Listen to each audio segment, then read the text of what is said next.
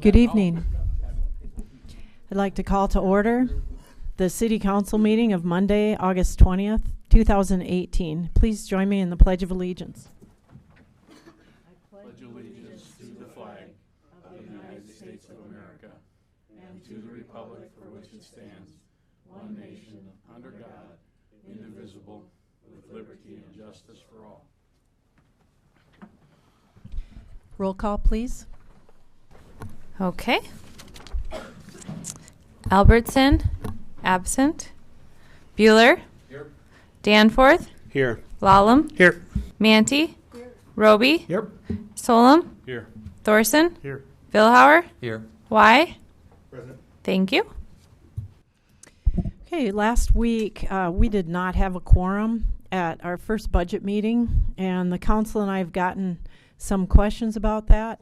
And according to the city charter, the mayor does not oversee the council. The council regulates itself, and so I will defer that discussion to the council president, Glenn Vilhauer. Thank you, Mayor. As you indicated, some of us had some concern expressed to us, as did yourself, about the attendance last week. It was kind of a perfect storm of event. You know, life gets in the way, obviously. Some health considerations, some family consideration, job consideration, any number of things. As a result, our attendance last week was not the best, to the point of not even having a quorum the first night. I want to assure the public that as a collective group, we take this job very seriously. We are here to serve the public. We are accountable to the public. We're accountable to each other as members of the council. But unfortunately, those things do happen. And I want to point, I'm a numbers person. I want to throw out a couple things, and I appreciate Finance Officer Chris and Bob Zine and Alderman Don Roby, actually, for giving me some information. Going back the last 5 years as far as council attendance at regular and special meetings, going back the last 5 years, we have a 90.5% attendance, which if you look at our budget book, our goal is 90% per year. So last 5 years, we have met that. Where we have fallen somewhat short is this last year, for a number of different extenuating circumstances, we have dropped down to about 83.5% attendance this past year. So we have tailed off a little bit this past year, but still overall a fairly good attendance percentage. Secondly, the other point is that we need to let each other know, and let the mayor, administrative assistant, or myself know if someone will not be able to make it to a meeting.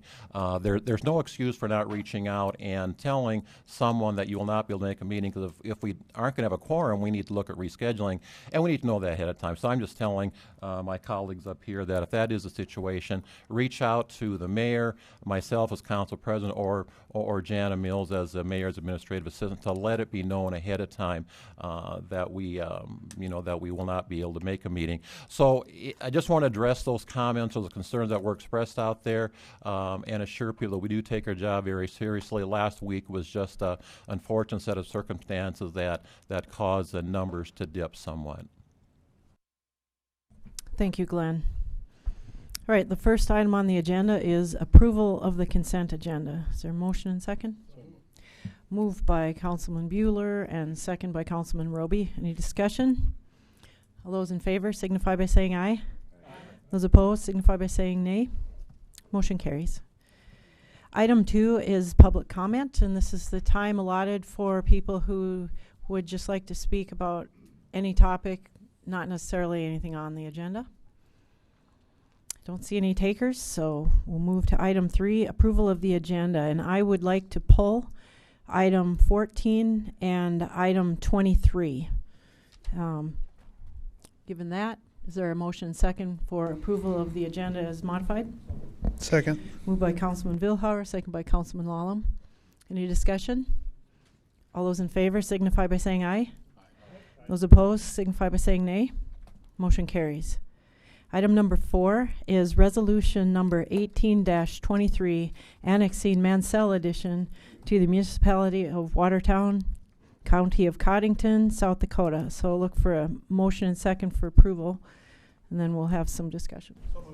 Moved by Councilman Lallam, second by Councilman Danforth. Brandy, will you tell us about this? Thank you, Mayor. So this is the annexation and zoning of that 12-acre parcel southeast of Sandy Shore. I'll pull it up here. They are proposing to bring in their full 12 acres of the property that they own as R1 single-family residential. Are there any questions? Councilman Vilhauer. I've asked this before, just want to reiterate it. This has no effect on the planned bike path out there. Nope. Nope. That'll be planned to be in the public right-of-way already dedicated on South Lake Drive. All right, anything else? I'll look for action. All those in favor signify by saying aye. Aye. Those opposed signify by saying nay. Motion carries. Item number 5 is the second reading of ordinance number 18-07, amending zoning district boundaries by zoning Mansell Edition, Government Lot 5, southeast of Sandy Shores, to R1 single-family residential district. So I'll look for a motion second for approval, and then we'll open the public hearing. Moved by Councilwoman Mantee, second by Councilman Lallam. Okay, I'll go ahead and open up the public hearing. And Brandy, you want to explain a little more about it? Yep, so they are proposing to bring this in as R1 single-family residential, which is consistent to the adjacent zoning already in city limits. All right, thank you. Is there anyone else that would like to speak about this? If so, please come forward. Seeing none, I'll go ahead and close the public hearing and look for any discussion. Does anyone have any questions or comments? Councilman Lallam? Brandy, where is the hookup to the sewer system going to be? Do you have it roughly? That will be, it's within South Lake Drive. So Okay. then they will connect to city sewer and water. They do have a well on the property, which Watertown Municipal Utilities would be okay with them using for water, but I believe they're opting to connect to the water main. Okay. So there would be somewhere in South Lake Drive that they would be connecting in? Yep. Okay. Any other questions or comments? All right, I'll look for council action. All those in favor signify by saying aye. Aye. Those opposed signify by saying nay. Motion carries. Item number 6 is plat of Watertown Airport First Subdivision, resolution number 18-36. Is there a motion second for approval? Moved by Councilman Lallam. Second by Councilwoman Mantee. Okay, Brandy, you want to tell us about this one? Yep, thank you, Mayor. So this plat is just consolidating all of airport property. There were a lot, it was a lot more work than those few words. This is a big mess that we're cleaning up, and so it's really a good deal to have this. Are there any questions or comments? Councilman Lallam? Thank you, Mayor. Brandy, is this basically is this inside the fence area? Is it kind of all of it entailed into there? So per this plat too, they are dedicating some right-of-way, which is why we're bringing it through the process, because currently right-of-way where their golf course road, for example, is within the airport property, so they're actually formally dedicating that to public right-of-way. Otherwise, and it was the FAA strongly recommended that they do that. So it's a big cleanup effort is really what it is to make everything uniform throughout there. We didn't really change anything else besides that other than cleaning it up. Yep. Okay. Yeah, so now it'll all be within one legal description. Sounds So- good. Our consultant's been working on this for a long time, so Good. this is a good deal. Any other comments? All those in favor signify by saying aye. Aye. Those opposed signify by saying nay. Motion carries. Item number 7 is vacation of portion of plats per the plat of Watertown Airport First Subdivision, resolution number 18-37. Is there a motion for approval? Moved by Councilman Roby, second by Councilman Bueller. Okay, Brandy, I will open the public hearing and you can be the first speaker. Thanks. So this is also, there were specifically the plat of Brooklyn Edition, which is here at Foundation Fields, where there was right-of-way platted And now we're just formally vacating that, as that plat is also being vacated per this new subdivision, the plat of Watertown First subdivision. So, All right, thank you. Is there anyone else that would like to speak about this in the public hearing? See none, I will close the public hearing and look for discussion. Any questions or comments by the council? All right then, all those in favor signify by saying aye. Aye. Those opposed signify by saying nay. Motion carries. Item number 8 is the first reading of ordinance number 18-15, amending chapter 21.80 regarding temporary and exempt signage. And there's no action required on this, but I will let Brandy describe it to you. thank you, Mayor. So this brings us back to December of 2017, when Councilman Lallam brought it forward in regards to our temporary signage within the boulevards. And so with working with subcommittees and the proposed ordinance brought forth by the Northeast Association of Realtors, we've hopefully come to a compromise on how to handle the temporary signage, especially within the boulevard. So, but then also while we were working through that committee, we had a judgment come back for our exempt signage. So this amendment also makes our exempt signage ordinance in compliance. So it's content neutral. And then as far as the temporary signage, everything, within all of the districts, there will be certain criteria of how many signs you can have at all times, and then you can have more signs during election periods, but keeping it content neutral still, where you're not having to read the sign to know if it's able to be there or not. And then as far as the boulevard goes, if it's not practical for the sign to be placed on the private lot, that the building official can allow a sign to be in the boulevard as long as it's made of a metal material. Councilman Lallam, you kind of sponsored this one. Would you like to kick it off with questions or comments? Sure. I make quick motion on this, or just quick comment on that. One of the things that we looked at were areas that, maybe there wasn't enough actual right of way for that sign to be effective. Out by the lake, there might be a few areas where there's either a row of shrubs or trees that would do that. That's one of the things. We're kind of giving a little bit of lenience or a little bit of leeway to the building official to make a judgment call on that. We're not looking to clutter up the town by any stretch of the imagination. I think the realtors have done a good job of moving their stuff back onto the public or the private property like you're supposed to. So it's a way to, if they can show that there's a need that it just can't go there because there's not enough viewing, and anyone that's looking to sell their house wants to sell as quick as possible. So it basically we put that into, in this case it'd be Ken, but down the road it could be someone different. To make that call that, hey, this you're not going to be able to see this, so we can put it out there, but it'll be restricted as to the type material. It's content neutral, but material only. So if anyone has questions, I'd be more than happy to answer those. Anyone else with questions or comments? Councilman Vilhauer? Brandy, where does this leave us relative to the garage sale sign? Because I know that was an issue earlier this summer. You want to address that just briefly? Yep, they still will not be allowed in the boulevard. If they wish to place a garage sale, a rummage sale sign, anybody really, even a roofer or a realtor, they all are handled the same, where they can place them in private property. So they can't just stick them in the boulevard like our ordinance has always been. And the lawsuit that she was referring to had to do with, if you have to read what it says on the sign to determine whether or not it's legal, then your code is out of compliance with Supreme Court ruling.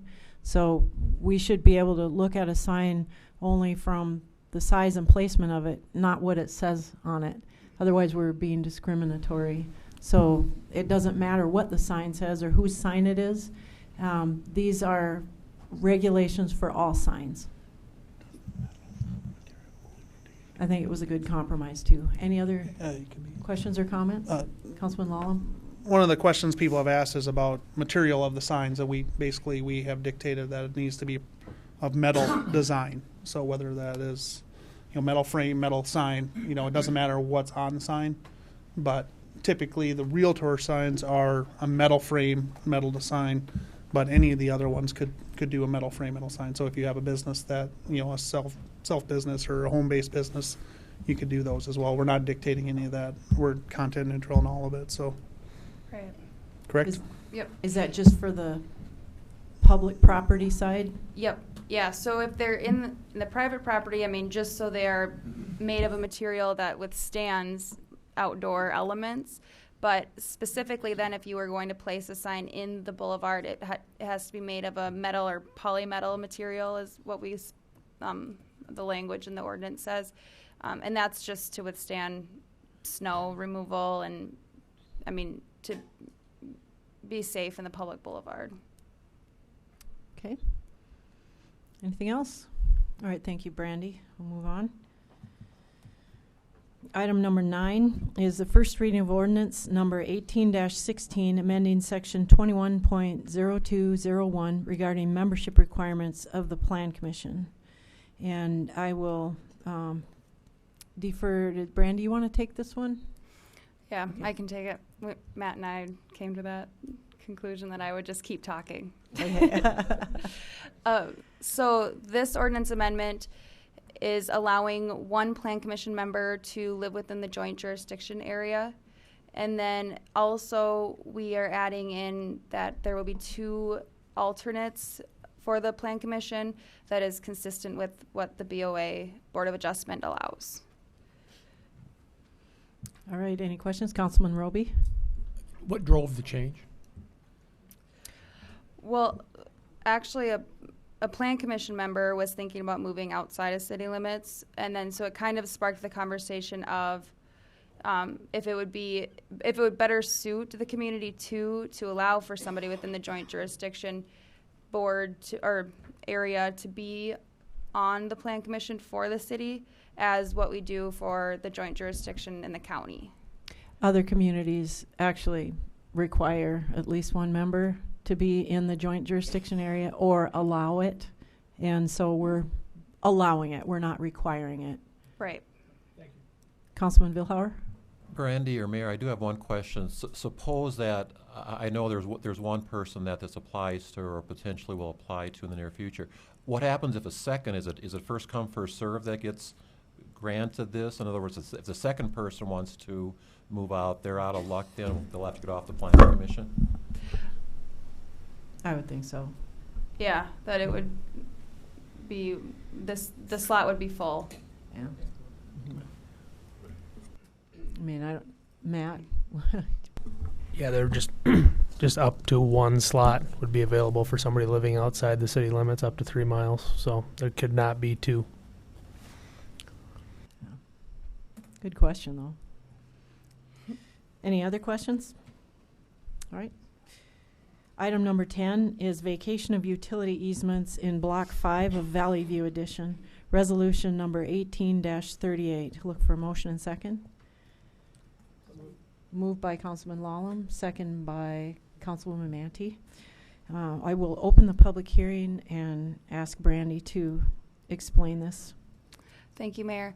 So this is the vacation of utility easements, and I'll scroll down here, in Block 5 of Valley View First Edition, which we just brought forth with the replat. And since this entire block is owned by one property owner or one developer at this point, obviously they'll be sold off as lots. But as he's developing to allow for flexibility within lots 1 through 3, he's asking to vacate the side yard utility easements that are required by ordinance, which is why they were included on this plat. But he plans on doing development lot agreements. So there will still be easements around the perimeter of the lot that will be joined as one. Okay. Councilman Lallam? Brandy, are they basically going to be just changing where the easements are allowed? Is that what it's going to be? Or is he just looking for some flexibility in case they want to put a house in a different spot type of deal? Yeah, so the easements will still be along like the public right-of-ways and then on the rear yards too. But just because, and also these easements aren't needed by the private or Watertown municipal utilities, so they were okay with the vacation. But we just did it because per our ordinance, it's a requirement that all side yards have a 5-foot utility easement. So that's why it was done initially. But so everybody is okay with it being vacated. Utilities now is that- on board with that? Mhm. Okay. Councilman Roby? Is there any downside to eliminating those? I would say the only reason would be if the utilities found it necessary to retain them. But since, and maybe if they were all different property owners, but since it's all owned by one developer, I don't see any issue.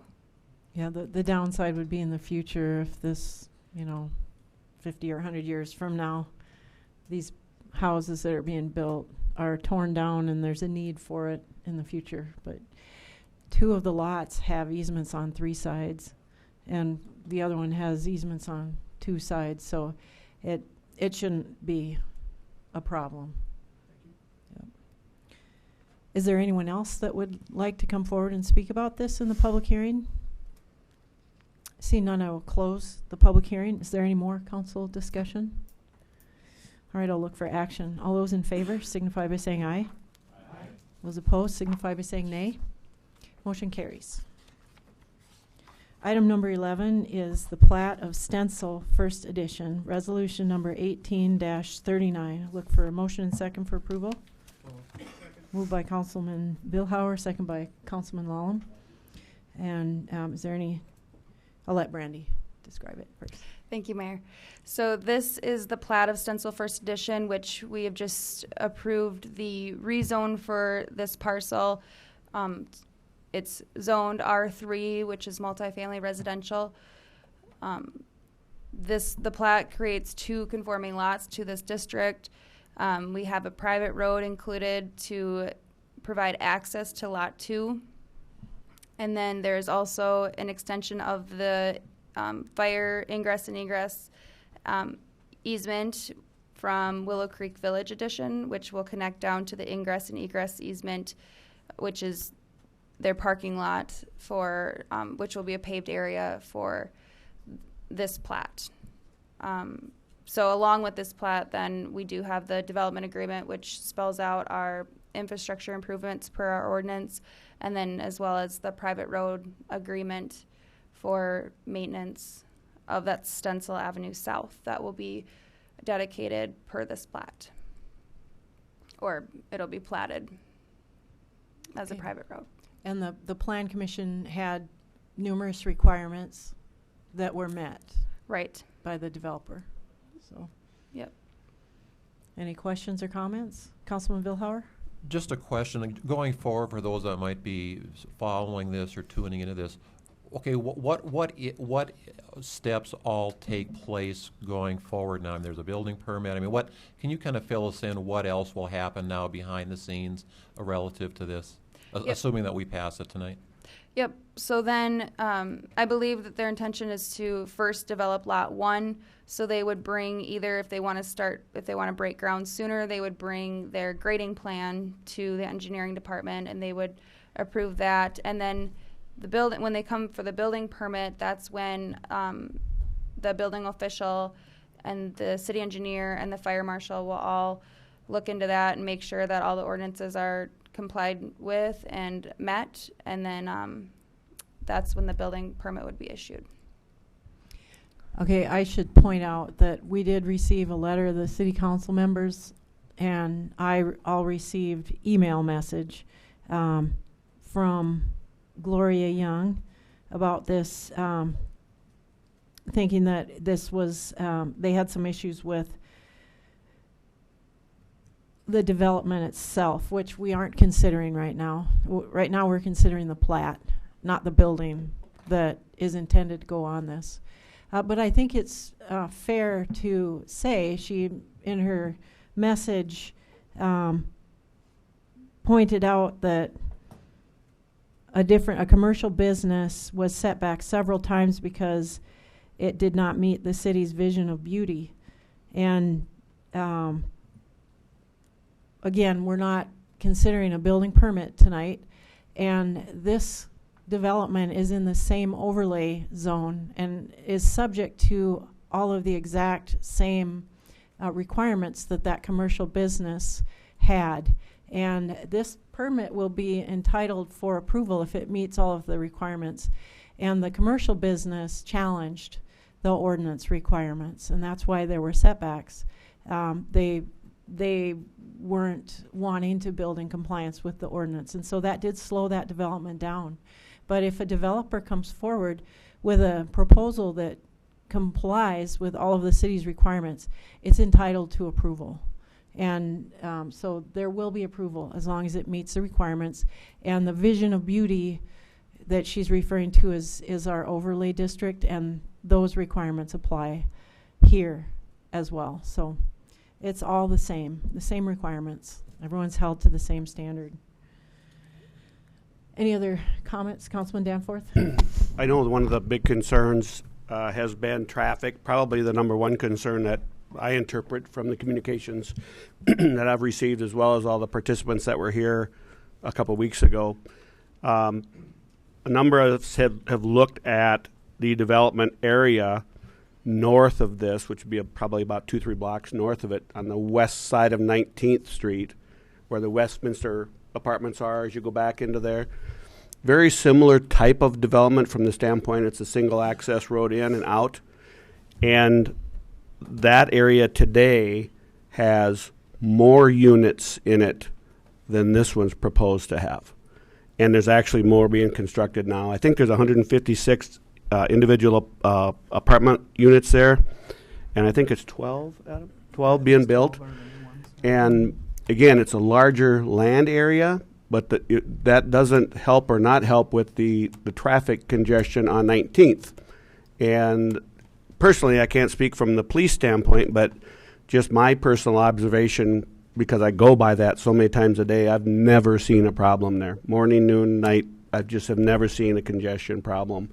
I don't know why this would aggravate that or be any worse than that. And so I think that's important, that we do have an example not very far away on that very collector street that works. And with that in mind, my concerns that I expressed last time that there could be congestion are pretty much set aside. Thank you. Councilman Roby? I'm going to echo some of what Mike said. I had a lot of the same concerns that the citizens had, and I want to make sure that people know that we listened to those concerns and had a lot of discussion about that. Along with what Mike said, though, I do live just off of 19th, and Walmart, when I moved here, had a tremendous amount of traffic coming in and out of there. 2 different exits in and out, and that wasn't just at 8 a.m. and 5 p.m. That was all day long. So to add that to what Mike said, I'm over the hump of the traffic issue. Still needs to be addressed as we go forward. And I think that now that the developers have, quite frankly, gone through the gauntlet, we need to embrace this project. And we need this type of housing. I trust you guys will do the job well. They'll look great, and you'll service the community well. So I wish you good luck on the project. And I think we need this type of housing. Thank you. Councilman Vilhauer? I know we're not talking about the the building itself, but I did take the liberty. I went online and just checked out some of the properties developed in the upper Midwest. They're very attractive looking buildings, and I'm assuming the standards are going to be similar here in Watertown. There's always a lot of fear of the unknown, and as long as we're uniformly applying our requirements to everyone across the board, it's fair, and people have a right to, come forward at our public hearings and challenge. That's part of our process, and hopefully the council will make an informed decision. I think they've made the right decision in the past, and tonight they're weighing all that stuff out when they act on this. Mayor, if I might. Councilman Bueller? I agree with the fellow council persons here. I think that this is a good opportunity for us, and I just want to say that had this come to us, and this is back in the zoning phase, and I realize we're just talking about the plat this evening, but I think had this come to us in the zoning phase and they didn't tell us what was going to be there, I think hands down we all would have agreed that this should be an R3 zone, and so I just wanted to point that out. Well, even those who were opposing the development agreed that R3 zoning is appropriate, but they wanted to limit the numbers, which our ordinance does not do. So that is something we can look at for the future. Right now, though, they're completely compliant with everything. So any other comments? I'll look for action. All those in favor signify by saying aye. Aye. Those opposed signify by saying nay. Motion carries. Item number 12 is authorization for the mayor to sign a development agreement for the plat of Stencil First Edition. I'll look for a motion and second, and then Brandy will tell you a little bit more about it. So moved. Ooh. Have a motion by Councilman Solom and second by Councilman Lallam. Brandy. Thank you, Mayor. So this development agreement is pretty standard language. The only thing is because it is within the Willow Creek drainage basin, there is a pro rata share that will need to be collected before the plat is recorded. And then otherwise, it just spells out other infrastructure improvements as far as Stencil Avenue, what that needs to be built to, and that is 28 feet of width. It doesn't require curb and gutter. And then it spells out just specifics of what's within the plat. This one's unique in that it has a private road and a secondary access route.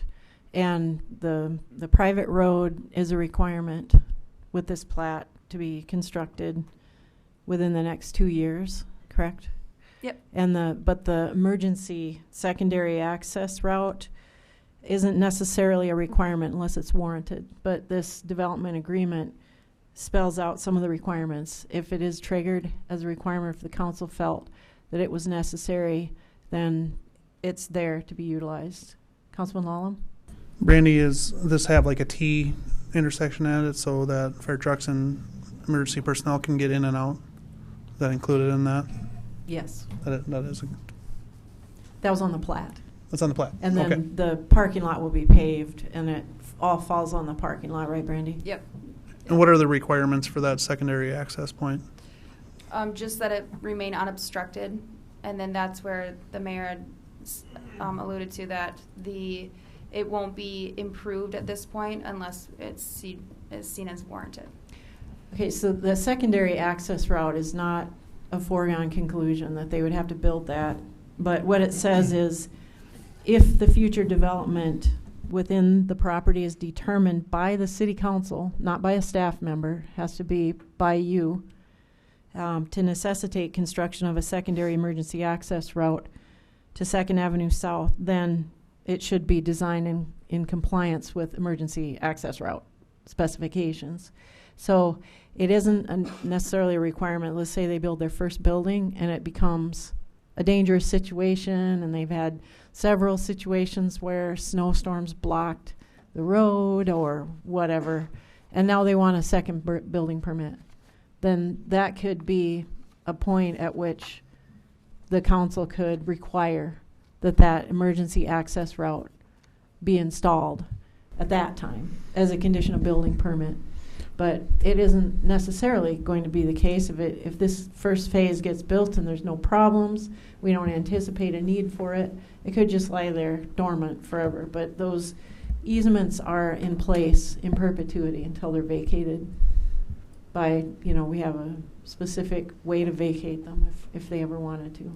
I personally would see that more if the second one is built, and that would be a secondary exit in case there is a natural catastrophe that happened, that it would be in there. So whether or not we have an automatic trigger that it hits that, I'm okay with that. But I would see that as first phase.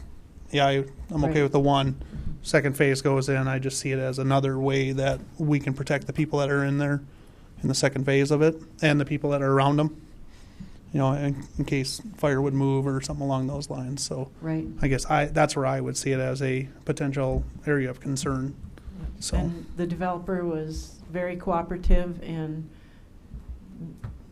drawing it on the plat and satisfying the Plan Commission concerns. And it was an answer to the neighborhood concerns as well. So appreciate that flexibility. Otherwise, pretty standard. And currently with the proposed 144 units after both phases, as long as they're sprinkled, that does still, the one approved access does still meet the International Fire Code. But it just gives flexibility for everybody. Other questions or comments?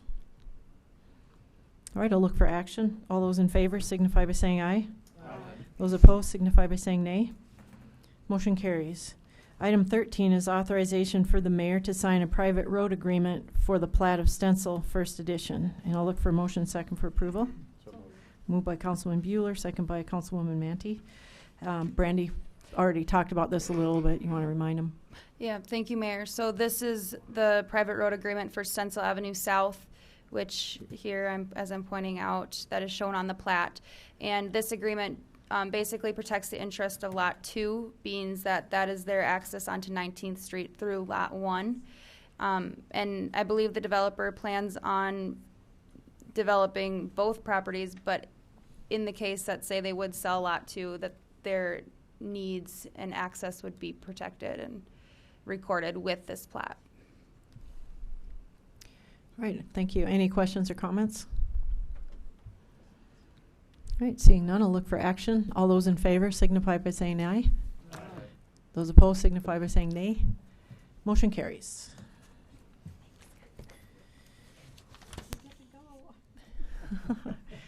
The Brandy show's over, at least temporarily. Okay, item number 15 is authorization for the mayor to sign a contract with a consultant to complete the Highway 212 Phase 2 traffic impact study. And this was recommended by the committee, Public Works, Finance, and Safety Committee. And Heath, you want to give us a reminder what that was? Yes, absolutely, Mayor. So the City Engineering Office received 3 proposals. We sent out requests for proposals for traffic impact studies for certain intersecting locations along Highway 212 for the Phase 2 Highway 212 reconstruction project that's upcoming through the South Dakota DOT.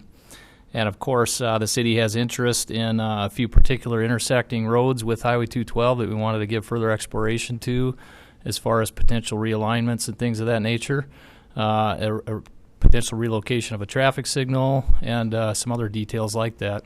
So through that RFP process, we received 3 proposals from 3 engineering companies, and we made recommendation to go with Howard R. Green Company and some amount of $33,000 for their traffic impact study for this work. Okay, and since this is kind of being done on a fast track, we do not have a contract form to show you. So in your motion, you should authorize the mayor to sign a contract as approved by the city attorney to H.R. Green in the amount of $33,000. So I'll entertain a motion to that. What you said. Motion by Councilwoman Manti. Second. Second by Councilman Y. Is there any discussion? Councilman Roby. Just that this was recommended approval in committee. Yes. Yeah. Thank you. And just for the public, that doesn't mean that we're going to do any one of these Right. or won't do all of them. Right. It's to get the information to make good decisions, correct? Right. Yes. Okay. And the DOT really wants us to do this so that when they do their design of the Phase 2 reconstruction of Highway 212, they'll have good, sound traffic engineering data to base it upon. Any other comments? All those in favor signify by saying aye. Aye. Those opposed signify by saying nay. Motion carries. Item number 16 is authorization for the mayor to sign an agreement with Owen Auction Service for the annual surplus auction on September 22nd, 2018. I'll look for a motion and second. Moved by Councilman Roby. Second by Councilman Thorson. Kristen, want to tell us about this? Thank you, Mayor. Same agreement that you guys witnessed last year. This will be for the citywide surplus auction. We are going to be going with the county as well. So. All right, any questions or comments? Councilman Lallam?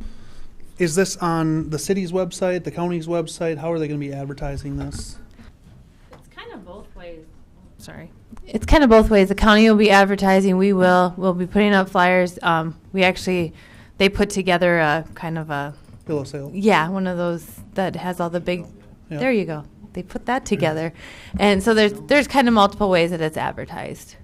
Okay, I'm just wondering if we want to get the most amount of people and the most traffic there, we should maybe put that on our city site and say this is when it's available and things along that line, so that We can put it on our website and on our Gov TV. There you go. Gov TV. Ray's shaking his head. Keep the signs out of the right of way, please. Absolutely. Any other questions or comments? All those in favor signify by saying aye. Those opposed signify by saying nay. Motion carries. Item number 17 is consideration of change order number 1 to the contract with Brown's Construction for the shooting range construction project number 1619, extending the contract 21 days. I'll look for motion and second. So moved. Moved by Councilman Bueller, second by Councilman Danforth. And Heath, you want to just remind us the details here? Yes, absolutely, Mayor. Thank you. So this request for council action before you this evening is in relation to the completion time for the shooting range construction project. There was a bit of a delay, quite a bit of a delay in the delivery of materials for that project, and the contractor has appropriately requested additional days for due to that delay. That delay is more or less based on the availability or lack thereof of the treated lumber that was necessary for the what I'll call the shade structures or the shooting bays that the people will be using the target range. And the treated lumber that was spec'd for that outdoor exposure, mainly for the vertical columns or the posts that are getting set on the ground. Those posts were hard to find that were fully treated from top to bottom or one end to the other. There was a lot of stock out there for posts that were partially treated that you would typically see for a pole barn, where the footage of the post that's getting buried in the ground was treated, but the rest of it was not. And of course, for these structures, they're 100% exposed to the elements, so we needed the appropriate materials for that, and there was a delay in receiving those. So all that being said, we would, engineering office would recommend approval of that change order in accordance with your wishes. And the Public Works, Finance, and Safety Committee also recommended it. Councilman Lallam? I would just like to point out that this is nothing that the contractor did. This is on a Right. material problem, so it's not something they're behind on Right. the project, anything like that. It is simply a material timing issue. Thank you for pointing that out. Anything else? All right, I'll look for action. All those in favor signify by saying aye. Those opposed signify by saying nay. Motion carries. Item number 18 is authorization for the Human Resource Coordinator to sign an agreement with Sanford for iSystock Company access. So look for a motion and second for approval. Moved by Councilwoman Manti and second by Councilman Lallam. Kristen, would you tell us about this, please? Yes, thank you, Mayor. This comes before you. This is not a change necessarily to the city's process, but it's a change that Sanford is kind of passing along to us. It's getting out of doing, we do drug screenings for new hires. We do it for our DOT and stuff like that. It's all in the past kind of been through paper. And this is to allow us to get the information we need online. So it's kind of a change that they've passed down to us. And so this is allowing the HR department and the HR coordinator to access that information now online. All right, any questions or comments? Councilman Lallam? This is just simply to get the paperwork? Is that what we're taking that as? No, it's not to get the paperwork. It's to get the information. The information used to be a combination of through the mail and phone calls and stuff. And then this allows our HR coordinator, when we send an employee for testing, we can go online and get the results of those tests and verify it versus everything being paper and phone. And okay. So. Thank you. All right. Other questions or comments? I'll look for action. All those in favor signify by saying aye. Aye. Those opposed signify by saying nay. Motion carries. Item number 19 is approval of sidewalk reimbursement to Doug Reese. And this was put on the agenda by two councilmen. Councilman Vilhauer was one of them, and he's here tonight. So would you like to discuss this one, Glenn? I will. I don't want to. We've already spent the better part of 2 hours hashing this out. The last two council meetings. At the July 16th meeting, there was a motion by Alderman Solom, second by Y, for the engineer to bring back a bid for the sidewalk and boulevard in Derby Downs for consideration to pay. That was at the July 16th meeting, and then our meeting 2 weeks ago on the 6th, we did have an estimate. I believe it was like $2,400, something like that, but we never actually took action on it. And after the meeting, Councilman Albertson and myself talked about it and felt like we want to bring this back. We just feel like it's unique enough situation, location, usage, etc., that we would like it to be or to have consideration and an up or down vote take on this. And in the meantime, Mr. Reese and Mr. Brecky have submitted to us, it says invoice, but it's actually a proposal for work done at those two locations, and that's what's before you tonight, asking for reimbursement or payment by the city of the work on the sidewalk and driveway of Mr. Brecky if we were amenable to it. So that's what it is. Like I said, I don't want us to be spending a bunch of time because we've hashed this out. Mayor, you've expressed your concerns quite strong in the past. We've kicked it around. So it's here before us tonight. Mr. Reese and Mr. Brecky are in the audience if they can answer any questions. But I don't want to spend a whole lot of time on an issue that we've already discussed at some length in the last couple of meetings. Thank you.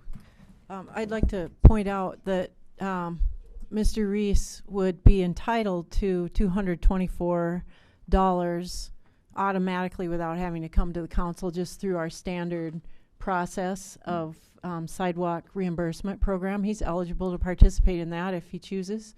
But the city hasn't participated in driveway repairs, so there's no cost-sharing program for that. But the sidewalk part there is.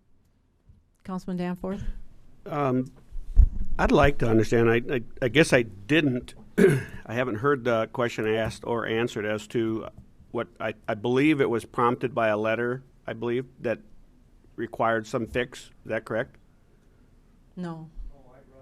You did. So it hasn't been brought to, so my thing is I went out and I looked at it and I'm trying to understand clearly what the scope of work is that we're looking at.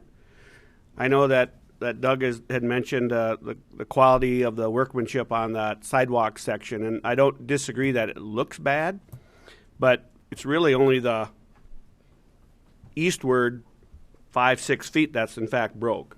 They've got cracks in it, but it would not impair anybody for any reason, at least as I look at it. Concrete, Mr. Danforth, is breaking up. It is actually breaking up. The portion in question that the city installed is breaking up. It's also tipped down at the end of Mr. Brecky's driveway, which causes all of the water to run underneath that portion of his driveway. Thus, it's washed out the base under that portion of his driveway, which caused it to collapse.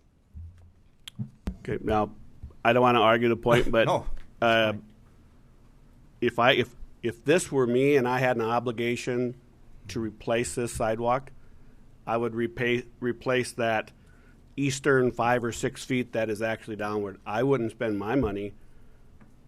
To me, it's not broken up; it's cracked. And there's two things I've always been assured of concrete will do: it'll get hard and it'll crack. But I wouldn't do any more than I had to if it's going to cost me money, and I would take that same position on the city's part on what our consideration here is also. And then the driveway scenario, that is what it is. I don't know why it's broken like it is. I'm looking at my phone. I went and took pictures of it. So I'm not reading text or anything, so people know that. But, so, I just want to clearly understand that if we're going to approve this, what are we approving for a scope of work and what those associated dollars are? So is that the whole sidewalk? That's just the driveway. It says invoice, but I believe it's a quote because Right. I don't think the Correct. work's done yet. 28 by 4 foot. So 4 foot wide sidewalk, 28 feet in length, $650, which is considerably less than the quotes that the city got. This is a quote that Mr. Reese got. And this So- is just the price for the sidewalk, not the driveway. And Okay, he's so that re- would be the part that I'm referring to, the part that, The part that I'm asking to be replaced is the sidewalk area, yes. again, I'll go back to it. I don't disagree on the eastern end, but I just personally, what I saw of it, I don't think that whole sidewalk needs to be replaced. I would never force somebody to do I'm it. not asking for the whole sidewalk, Mike. I'm asking for that section from my property line to the driveway, that curved section. Right, that's what I'm referring to. Okay. Doug. That's what I'm the referring to. 28 feet or whatever. Right. But I stood there this winter and I watched when the snow was melting this spring, and the water ran down that sidewalk right down into the underneath Mr. Brecky's driveway, and it comes down from the sidewalk from the park and runs directly down in there. And there's no doubt in my mind that that's what caused the failure of his driveway in that one section, because it's the only piece that has failed in his driveway. So, I'm no engineer, but I can tell you that concrete was installed with probably no base underneath it. So the water, when it rains, that sidewalk stays black for 3 to 4 to 5 days after. So the moisture is staying in that concrete. It's not going anywhere, because my sidewalks will be white and that'll be dark gray or almost black for probably close to a week. And the water runs right straight into Mr. Brecky's driveway. Doug, that 28 feet, is that, you said that's the curved section? That was the section that the city put in. That's the entire 28 feet? Right. That's nothing you put in. That's when the city put that in, it was 28 feet long. Correct. From my you can clearly see my property line, and the sidewalk goes over to the driveway, to the east of my property. So you said you thought maybe there was nothing underneath that. That would be that entire 8 feet. Yeah, it's obvious that there was no base put underneath that concrete. They never edged that concrete. They never cut cracks in it. Whoever poured that concrete put forms up, dumped it, broomed it, and left. That's all that was ever done with it. And it started breaking up probably within a couple of years after it was installed, and it's just been going downhill ever since. And it's getting to the point now where it's going to start coming up in chunks, because the aggregate, the rock, is actually starting to come up through the top of the concrete. No. Okay. Sorry. Overhead view. Okay. They can look at it here. Okay. So yes, my portion is the 109 SF, and then the 27 SF would be the portion of concrete that's failed in Mr. Brecky's driveway.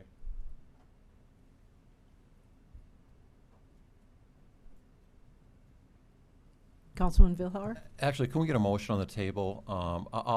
I'd like to move the reimbursement to Mr. Reese and Mr. Brecky of the two proposals that we have in front of us, with the understanding that this is, you're not going to be coming back to us if something fails with this. And also, we're not setting any kind of precedent throughout the city. Again, it's a unique situation, at least in my opinion. But I would like to move that we do approve these invoices for payment. I would second. So we have a motion by Vilhauer and a second by Solom. Further discussion? Councilman Lallam? A couple things on this, and I do appreciate your work on this, Doug, as well. And you can see that it is not properly done. One of the things I would like to bring up is that and some of you guys have mentioned it as well. I believe Don mentioned it last meeting, that there are city trucks driving on this. That's never going to help the cause, no matter what you do. I would say that from here on out, they can't drive across that no matter what. I mean, they should be parking and driving their mower, which is significantly less weight than a truck and a trailer, across that. So, I mean, those are the things I'm concerned with. I'm looking at Mike's photos here, which are fabulous, just FYI. Nice photo shooting. Just in the past 2 weeks, we've counted 3 city vehicles drive directly up the sidewalk, not straddle it, drive right up the sidewalk. And we need to do better due diligence on that as a community Is as that well, Park because that's going to... Department? Or who's driving? Park and Rec. Park and Rec. They were up there last week and trimmed down the sidewalk. They trimmed actually around that curved piece, and they trim around the trees. They've been doing that ever since we built the house. The last year or so now, I've been mowing it, and I've always plowed that curved part of the sidewalk. But I am now spraying it for weeds all the way up to the sidewalk, and I'm also trimming the trees. I did that twice because the trees were hanging down over the sidewalk. And I will plow the snow there this winter. I didn't know that I was obligated to do so, but now I do. So Okay. It will get plowed. I would just tell our city employees that they need to make sure that we're doing our due diligence on this. The only reason I would support this, because I feel that is inferior product, and that it was probably something that with the truck and things of that nature. I don't see this as we're going to have to replace everyone's sidewalk. This is definitely a unique situation. Is it a good situation? No. Is no it matter how we unique look at it. because it's in an unimproved right-of-way? Is that what makes it unique? In my opinion, yes. Because that will help the staff to understand? Yes. Because he's been asking apparently for 30 years for this to be fixed. That is incorrect. Absolutely not true. Oh, This how is the long? first time that I've brought this to the city's attention. Was the first time I come up and talked to Colin. Oh, okay. I thought you said you've been No. asking and asking. No. Well, in a roundabout way I have since June or July, but no, I have not brought this up to the city before. Okay, but it has been there for 30 years. No, it's been there for 25. Okay, 25 years. And it's been driven over numerous times a week, and it's still there. Well, Yes, Councilman Roby? 3 quick comments. One is I'm respectful of the mayor's position. Last meeting you argued precedent, and it's a good argument. There's enough hair in this deal. I'm okay with it. I say we get it done. So I'm going to vote yes on this because it's just a very unique situation. I want to pick up on something Mr. Reese mentioned last time. That is it. Doug, you asked the question, why did I put my sidewalk in and pay half for it, but nobody else has to? And that's a darn good question. 'Cause I've been on the sidewalk issue for a number of years, and I want to just remind the public, we just had a presentation in our previous committee meeting about the sidewalk improvement program, and I want to make sure people are aware of that because it's a very, very good deal to get improved sidewalks in our community. Or if you don't have a sidewalk, where you're always at the potential you're going to get asked or required to put one in, take advantage of that program. All right. Any other comments or discussion? Kristen? Just before we take action, I'd like just to clarify with the council, because these are not invoices, the work has not been done. I would like it to be known, are you planning to pay what the invoices come in at? Is this the max? I think we need clarification on that. To me, this would be a maximum. when I spoke to Mr. Mosier the first time, he gave me a verbal estimate. And then after your last meeting, I told him I needed a paper estimate, and I apologize that he put invoice on there. I didn't even realize he did that. The work has not been completed. Nothing has been done. So this is just an estimate, and it will be exactly that amount. I have had him do concrete work before. He's very good, and if that's what he says he'll do, that's exactly what the price will be. Very reputable. That's a really good deal too, that price. And is your motion to pay for both the sidewalk and the driveway? That is the intent of my motion, Mayor. Okay, so that's a total of $650 plus $550. We don't pay tax. We do pay excise. Excise, Yep, but not sales. So what would the percent of tax be? He has it on. Oh, it's the bot. Yep. Okay. He put the excise tax on there. Okay. So one bill for for $663.27, and the other one's $561.23. Okay, Councilman. Glenn, would Glenn? you modify your motion to that says not to exceed this amount then? Does that need to be said? That's Yeah. fine, if that would clarify it. Yes. And I guess I'd also suggest that you coordinate with city staff as this work is done, that it's done to specs and. Absolutely. A permit is required. Okay, do I have to get the permit then, the building permit? The or- owner or the contractor, Okay. either one, Okay. can get the permit. Okay. 12 If you have homeowner's insurance, then if he has contractor insurance, that would, He does. okay. Glenn, it would be 1224.50. If you want to make that your motion. So be it. All right. Motion and second on the floor. All those in favor signify by saying aye. Aye. Those opposed signify by saying nay. Motion carries. You're welcome. Okay, item number 20 is authorization for Vinteeks Car Club to close off a portion of Kemp Avenue and south end of city-owned property or city-owned parking lot adjacent to County Fair for the annual Vinteeks Rod Run Saturday, September 8th, 2018. And I look for a motion and second for approval. Got a motion by Roby, second by Bueller. And this is the annual close off. We do this every year. So any questions about it? No, it's a great event. It's really fun. Yep. I hope I get to judge. That was fun. Mayor's favorite. All right. All those in favor signify by saying aye. Aye. Those opposed signify by saying nay. Motion carries. Item number 21 is authorization for the mayor to sign towing services agreement with vehicle removal agencies. I'll look for a motion second for approval. So moved by Manti, second by Thorson. And Tim is here. I guess he can tell us about what this is. I think it's is this an annual agreement, Tim? Yes, ma'am. Okay.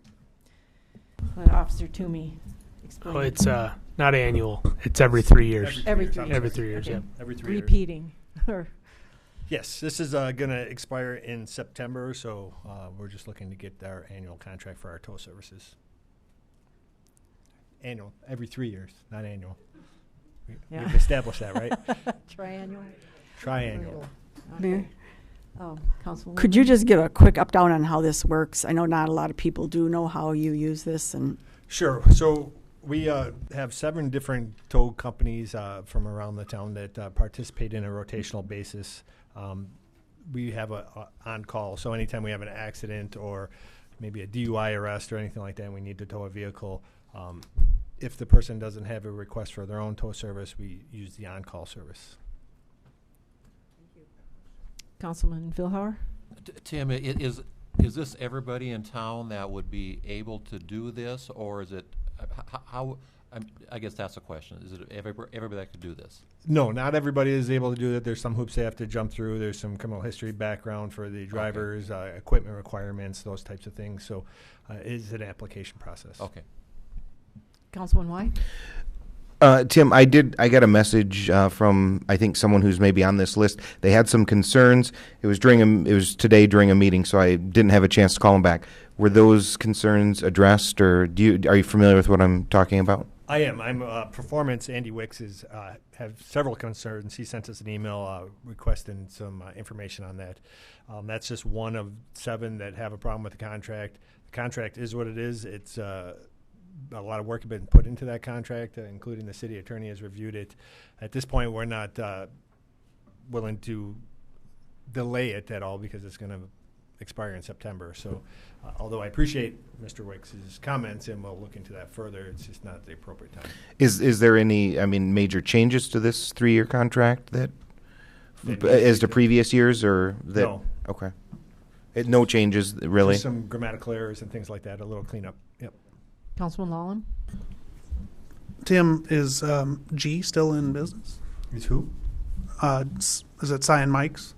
Yeah, it's Walsh Trucking now. It's Walsh. Yep. Okay, so that should have been changed to Walsh probably. Oh, sure. Because I Isn't didn't it know C&M? C&M. I think he's still Is it still C&M. C&M? As far as I know. Maybe that's illegal. Oh, okay. Business name. They All wanna right. change Just it checking because stationary? I didn't think they were around anymore. So Yeah, I'm pretty sure that's their name. that's Walsh. Okay. Yes, Councilman I Roby. don't want to belabor this, but what were the issues they had with the contract? Well, there's a big long email he had approximately. Do you want me to go through them all? There's Well, can you summarize? sure. Some of the was the reason why we leave vehicles, why we tow some and why we don't tow some. How do we call people in? There's some questions about a relationship between C&M and active towing. He thinks the rates should be raised.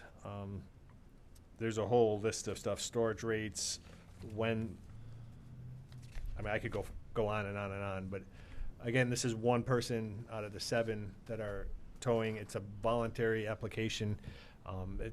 Really no reason in here that we see appropriate to delay the process. We can talk about these changes as we go forward with Mr. Wicks, but there was nothing that's going to change the process on how we do business. Okay. Does that make sense? So the other applicants are good with the terms? Yes. Okay. Thank you. Any other questions? I should be corrected. There was one others that wants to raise the rates.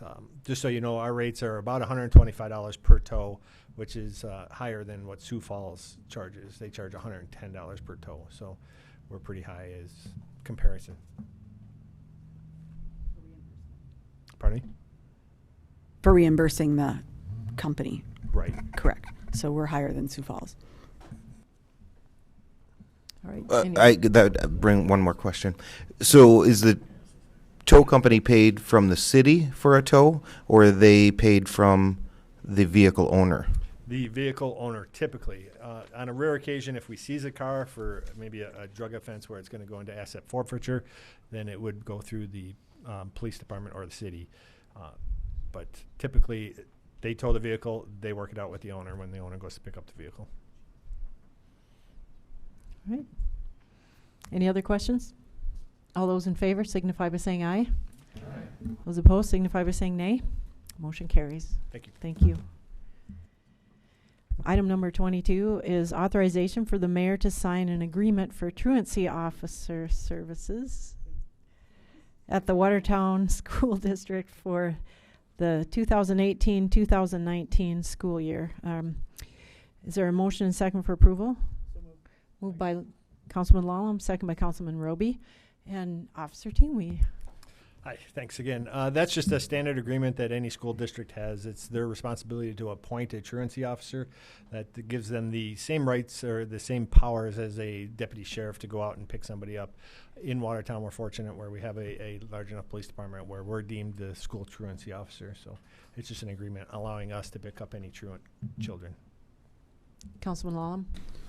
Tim, is there an officer in every school? Is that our policy? No, we have 2 school resource officers. One is in the high school, and then the other one is officed out of the middle school, but he takes care of the middle school, intermediate school, and elementary schools. Okay. Thank you. Anyone else? All right, I'll look for action. All those in favor signify by saying aye. Aye. Those opposed signify by saying nay. Motion carries. Thank you, Officer Toomey. Item number 24 is old business. Is there any old business? Councilman Y? I would like to get an update on the streets as far as how we're coming along with the repairs and things like that. I know the rains maybe set us back, but how are we coming with the roads? And I think Colin's going to answer this question for me tonight. I know the public likes to know the progress, and I think the council would too, of how we're coming along. Sure. Heath, do you want Colin to take this?